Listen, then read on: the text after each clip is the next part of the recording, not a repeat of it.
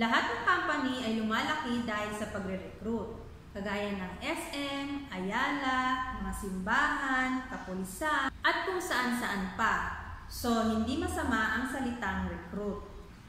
Dito sa IMG, may recruitment din. Tanong, may kinikita ba ang mga IMG member na nagre-recruit?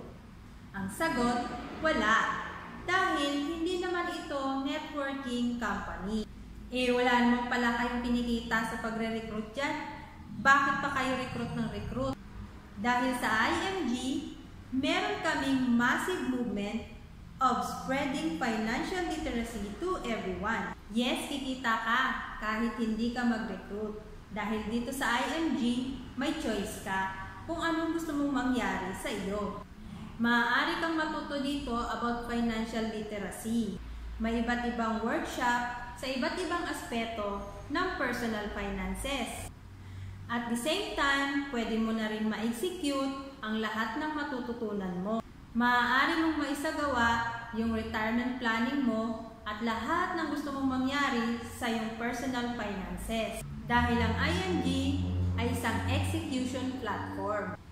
Merong mga partner companies na po pwedeng makatulong sa iyo sa journey mo about saving and investing. Dito sa IMG, wala kang maraming kakausapin. Dahil narito na lahat ng kailangan mo para ma-build mo yung sinasabing strong financial house mo. Dito kasi sa IMG, DIY or do it yourself. Meron ka na rin ditong blueprint or proper step-by-step na pwede mong sundan para masiguro mo na solid talaga ang iyong financial house. Kaya sa mga taong tatakot, nako, ayaw ko dyan sa IMG kasi recruit yan. Hindi ba, na-recruit ka din sa company na pinagtatrabahuhan mo ngayon? Kaya kung nais mo pang mas maintindihan kung ano ang mga ginagawa namin dito sa IMG, i-message mo lang ako para mag-guide kita properly.